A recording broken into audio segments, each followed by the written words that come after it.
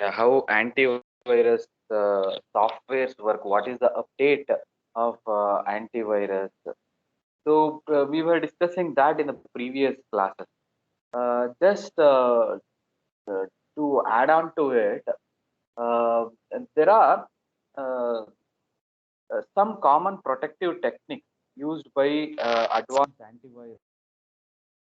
Call it as advanced antivirus technique. So, what are those techniques? Just keep in mind there are four ways where an antivirus software will detect the virus in your system. Okay, one is the first one. I think you can make a note of it, student. It is not there in your slides. Better you make a note of it. Advanced antivirus. Sir, Yeah. our slides were not visible. No, I have not shared anything. It's not there in the slides. Just in Okay. general, I am telling you this. You can make a note of it. So, advanced antivirus technique. The first one is signature scanning. You can make a note of it. Signature scanning.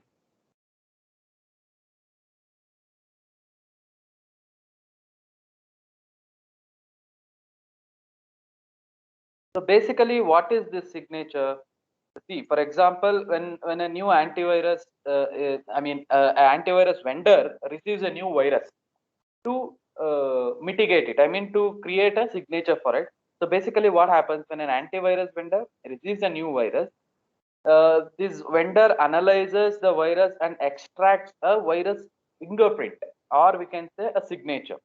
Okay, and this signatures are sent to as a update to all the antivirus users. Okay, so then basically those signatures will be scanned in the end devices. So basically in signature scanning, they will match with the code with a known virus signature. They will try to match the code with a known virus signature. That is basically signature scanning, and it is widely used. It is most common technique to basically detect a boot sector virus. Is that clear? Basically to detect a boot sector virus. You already know what is boot sector virus. Okay. uh, Next one is heuristic scanning. Heuristic. Heuristic scanning.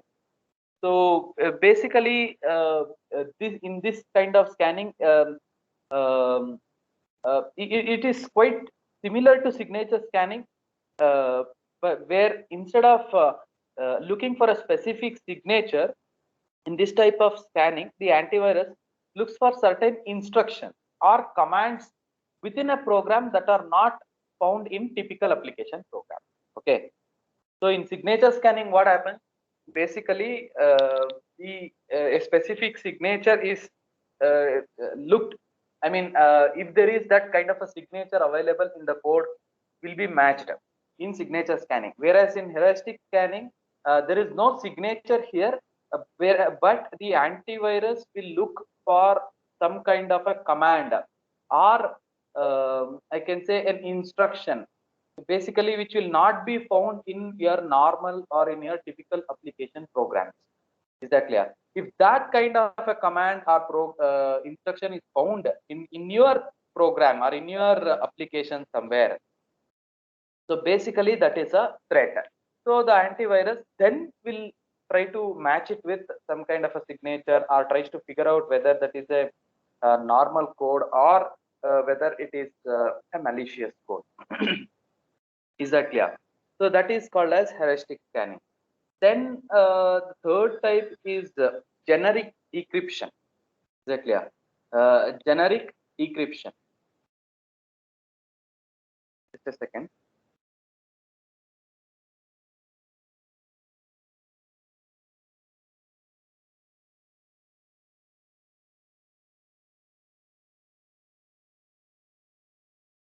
Okay.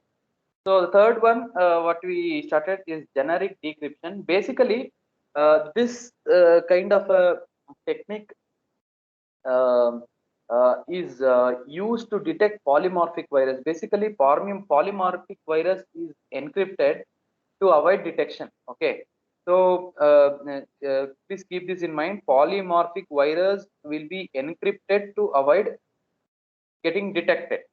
So basically, in the polymorphic virus must decrypt, okay, before it execute normally. Without decryption, it is not possible. So there will be a scanner running that is used to a scanner that uses generic decryption. Is that clear? Relies on the behavior to detect polymorphic virus. That means this kind of a generic decryption technique is used to, it will keep an eye on all the codes which will decrypt by itself. Okay, it will be keep on scanning for the code which is encrypted, and it will be keep on scanning for any code which will get decrypted by itself. Is that clear? And once that is decrypted, this will try to match it with any kind of a signature. Is that clear? So that is generic decryption.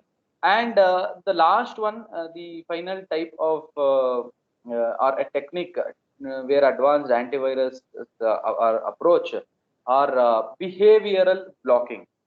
Okay, the first one is signature scanning, second one is heuristic scanning, third one generic decryption, and fourth one behavior blocking. Uh, what I can say here is, in basically it uses more sophisticated approach. Students, behavioral or behavioral blocking will use more sophisticated approach, and it will try to figure out any suspicious activity. Is that clear? In your system, say for example, there will be some sort of a routine, right? Your system will work in a routine. That means your system have some of the applications which will run every day, and some new applications you might run. But if there is some suspicious activity, like some application will run by itself, some code will execute by itself without your intervention, which is not regularly going to happen, they are called as suspicious activities. So basically, this behavioral blocking kind of approach will be keep on watching for these kind of suspicious activities in your system. If there is any suspicious activity, then that particular code or an application will be scanned. Is that clear? Then it will look for any kind of a virus in it. If it is there, then it will be removed. Is that clear? So these are some of the approaches which antivirus takes to find out any kind of malicious code or a virus in your system. You can call it as advanced antivirus technique. Signature scanning, heuristic scanning, generic decryption, and behavior blocking. Am I clear, students? Yes, sir.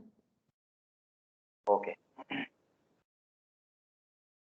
So, okay, now we have an idea. If we say, for example, if you have an information to send to someone else, whether it is a mail or whether it is a normal communication with the server, if it is a normal communication with the server, for authentication, you will use Kerberos, and to get the keys, you will approach the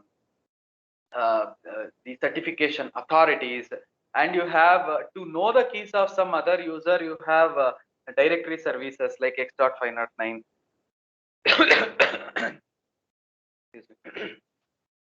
Those kind of things we have to work with the authentication. If you are using a mail, then you might go for S-MIME or PGP. So authentication, we have a lot of mechanism, and for encryption also, we know how encryption privacy is provided for our data by encrypting our data. Then to protect from virus, we have seen what kind of attacks are there. How to mitigate that attacks also we have seen in past few classes. Then we discussed about different types of viruses, and what are the how do you broadly categorize those viruses, and then um, we have antivirus, and how antivirus actually updates the new virus and gives that update to all other antivirus softwares running in different end devices. And then what are the techniques used by these antivirus softwares, to detect a particular virus. Okay, in an if we see it in a abstract view, these are the things which we have discussed till now.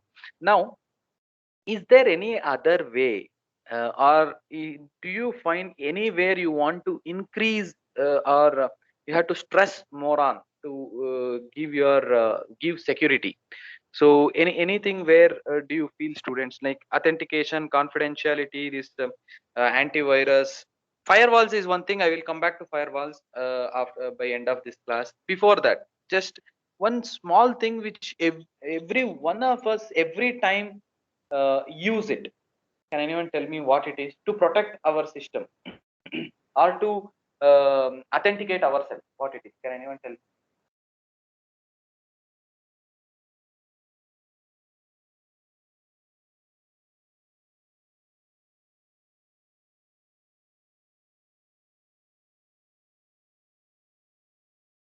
What will you generally give students to protect your system from an unauthorized access?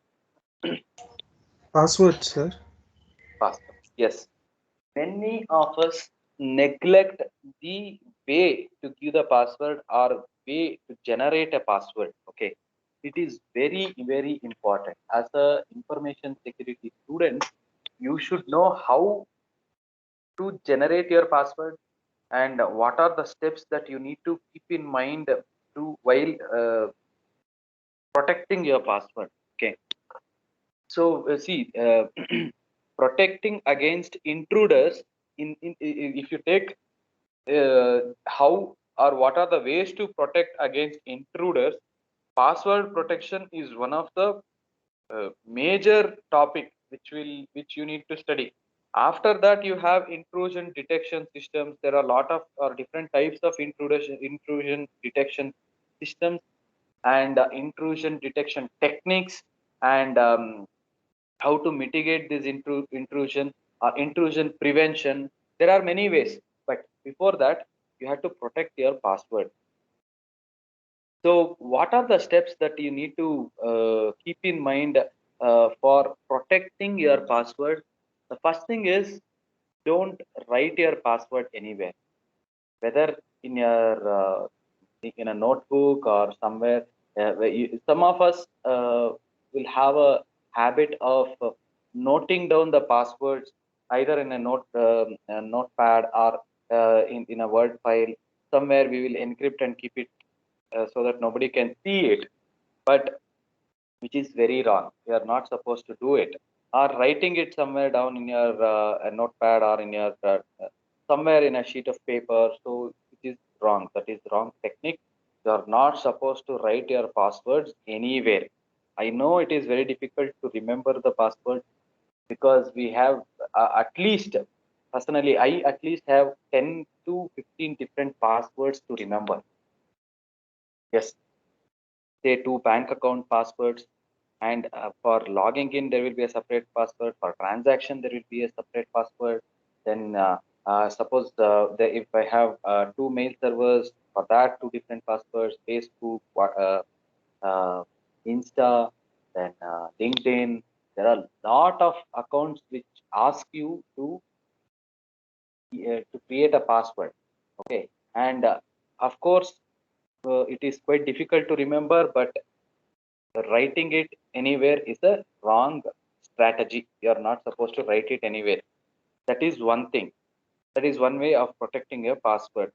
Second thing, can anyone tell me, can anyone guess me how what other protection techniques that you need to take for your password in general? You can't share them with anyone.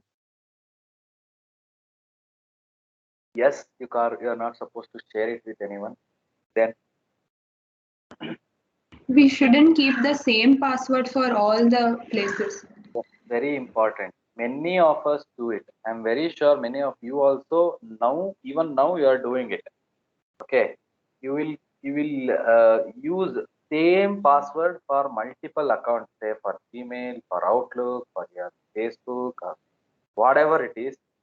You will use the same password so that it will be easy to remember, which is again a wrong technique. Okay, Many of us do it. Even I have done it. Okay. So please don't do that. Don't use same password for all the accounts what you have. Whatever the account may be, don't use same password. Is it clear? Don't write it anywhere. That's the first point. Don't share it, as your friend said. Don't share it with anyone. Then any other technique?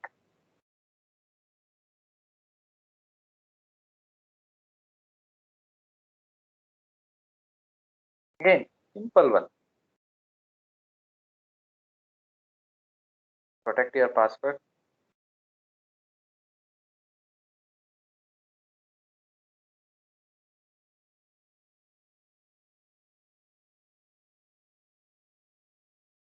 We can frequently update it also, sir. Password. You should not Yes. keep it. Very important. Very important. You have to frequently change your passwords, at least a month once or 2 months once. Worst case, you have to change your password. Yes, if you keep your password for a longer period, again it is vulnerable. There are a lot of attack, students. Brute force attack, password guessing attacks, and these attacks are very common. Okay, they're very common.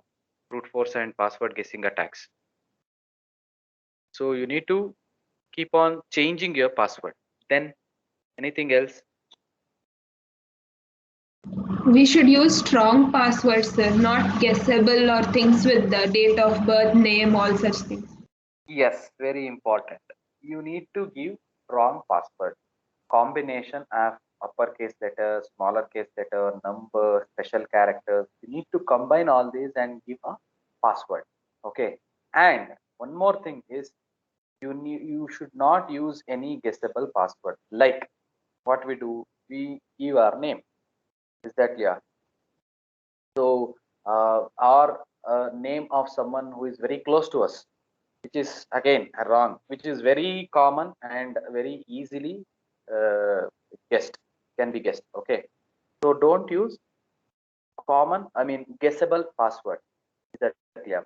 And there are some default password, students. Many of us or many other people use it. Okay, so some guessable passwords that default passwords that should not be used. Okay, and don't give a short password like very small, 3 or 4 characters, 5, 6 characters. Don't do that. At least 8 to 10 characters you should give. That is important. Then uh, uh, some of us will give a row of letters from a QWERTY keyboard like ZXCVB. Again, it is guessable. All these are very commonly guessable passwords. Okay, or your birthplace, your date of birth, keeping the username and password same, um, your automobile license number, your phone number, name of a celebrity. All these things again are very easily guessable. Okay, in brute force method, in no time, brute force attack, in no time that password will be easily cracked. Okay, so that's why use strong password, select strong password, which is very important. So these are some of the things which you need to keep in mind while protecting your password. And selection strategy also comes under this only. Password selection strategy, I have combined both and told you. Um, apart from that,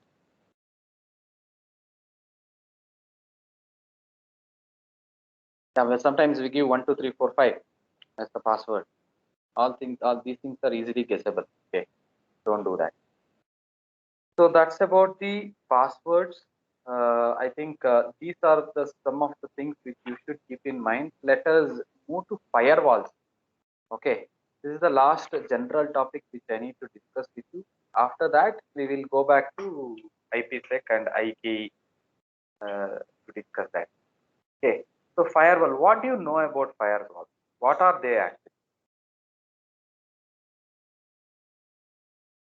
Anyone tell me what are firewalls?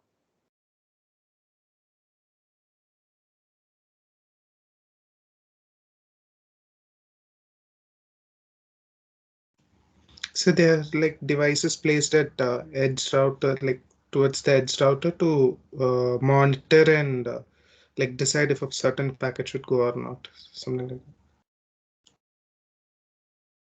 that. Okay, you're right. Then anything else?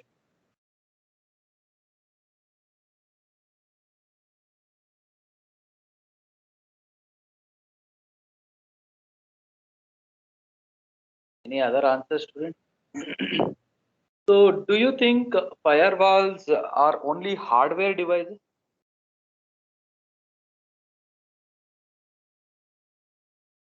Generally, there are softwares only, no, sir, but then probably hardware is also possible. See, both software and hardware firewalls are available in market. Very big organizations or institutes will use a hardware firewall. They will use a separate device which acts as firewall, and that will be placed either in the border of your network, or in the border of their network, or inside the network. Okay, basically whatever the packets come into the network and goes out of the network will be screened there in the firewall. The other thing is software firewalls. Basically, software firewalls will be configured in every end device, or it can be configured into routers, switches, any device. Okay, and there are different what I can say, stages. That means a basic firewall, upgraded firewall, levels of firewall, level 1 firewall, level 2 firewall. So there are a lot of options in the firewalls for you to basically protect your system. So firewalls are placed between the part of the network that is to be protected and the rest of the network. Yeah, that is you can make a note of it. Firewalls are placed between the part of the network that is to be protected and the rest of the network. Okay, so basically these firewalls act as filter, students, at the network layer. Is that clear? Keep this in mind. Firewalls act as a filter at network layer. Basically, they protect with respect to the source and IP addresses. Okay. There are some firewalls where you can which you can configure at the protocol level itself. Like for example, firewall separately for TCP, firewall separately for UDP. That option is also available. You have firewalls for that, software firewalls. Okay, which you can configure. But in a brief, if we want to tell, firewalls are classified as hardware firewalls and software firewalls. Hardware firewalls can be purchased as a standalone product. Is that clear? Basically, nowadays it is integrated with the routers, broadband routers itself, and the gateway servers. Uh, uh, uh, so basically, these hardware firewalls comes with 4 network ports, which you can connect different routers to it. But as I said, nowadays these firewalls are integrated in the broadband routers. Okay. And the next thing is software firewall, which basically you can assign it to a port on to a particular software or in a particular device. You can these many software firewalls have controls for setting up safe resource sharing. Say for example, in a FTP or a printer also, you can configure software firewalls. Any printable document which goes to a printer has to be scanned by a firewall before going to the printer. So you can configure like that. You can use these firewalls in any place in your network. Is that clear? It can be either software firewall or it can be hardware firewall. So if you compare software and hardware firewall, students, um, uh, the hardware firewall does not run on the system itself. Is that clear? So the system performance is not affected if you are using a hardware firewall. Keep this in mind. Why? Because if you are configuring a software firewall into your system, obviously some portion of your CPU is utilized by that software firewall, and it definitely slows down. It may not be to a major extent, but to some extent it will definitely slow down your communication, since it has to scan all the packets. Whereas if you use a hardware firewall, the system performance is not reduced, exactly, because you have a dedicated device for that. That's the major difference between a hardware firewall and a software firewall. And one more thing is, hardware firewall generally protects the entire network, whereas the software firewalls, they protect only one computer, only your system. Okay. And one more major difference is firewalls are economical, students. That means it's very reasonable. Some cases it is free of cost. You can download and configure to your system. Whereas hardware firewalls are definitely expensive because they are separate standalone devices, and it have more features in it. Obviously, it is more expensive compared to a software firewall. So these are the major differences between the software and hardware firewalls. So some of the most common types of firewalls I can say is the packet filtering firewall. Keep this in mind. Packet filtering firewall. So these packet filtering firewalls are generally placed in the border of your network. Is that clear?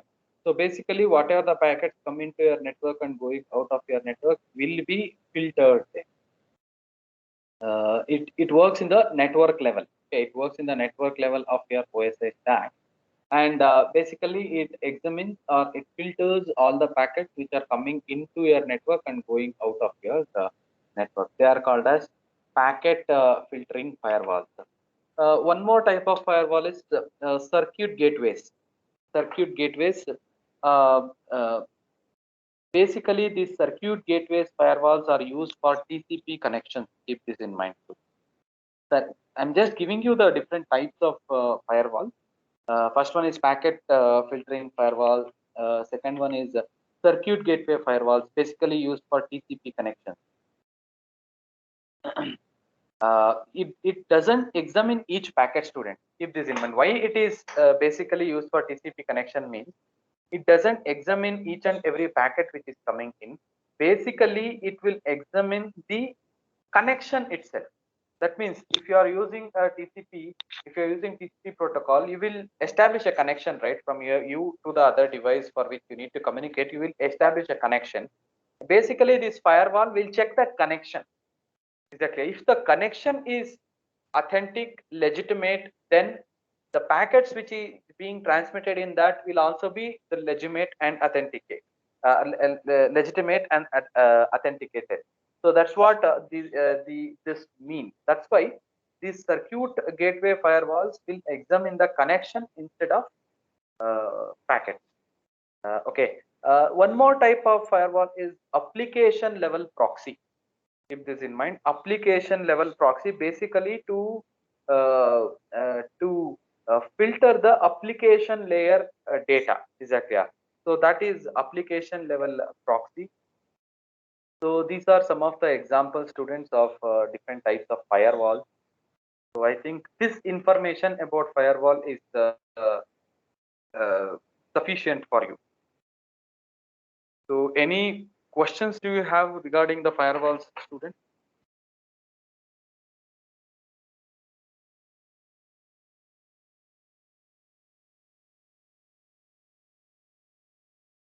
Am I audible? Yes, sir. Yeah, do you have any questions regarding the firewall or other topics what we discussed today? No, sir. We will just revise about all the attacks and we'll ask if we have any doubts. Okay then. So these were some of the general topics related to information security or network security which I wanted to discuss with you. And the next topic, we will go back to our IPsec portions, and we have to discuss the IKE protocol, which is quite an important protocol. So that we need to discuss, and after that, there is one small portion left out in your syllabus. So we will discuss IKE in the next class, not in today's class. So That's all for today. I think the date 21st is 21st is the date which I told you, right? For the Yes, sir. 21st. That should be fine. We will fix it. If there is any peak placement activity and many students are missing, then we will see. We will change the timings on the same day, but we will fix. Since it is since Thursdays we will have first hour. I mean, in the first 15 minutes, if we conduct quiz 2, I think that will not disturb any of the placement activity because it will be too early for the placement activities to begin. So we'll have it on 21st. Okay. Your scores and other things I will update by end of the day.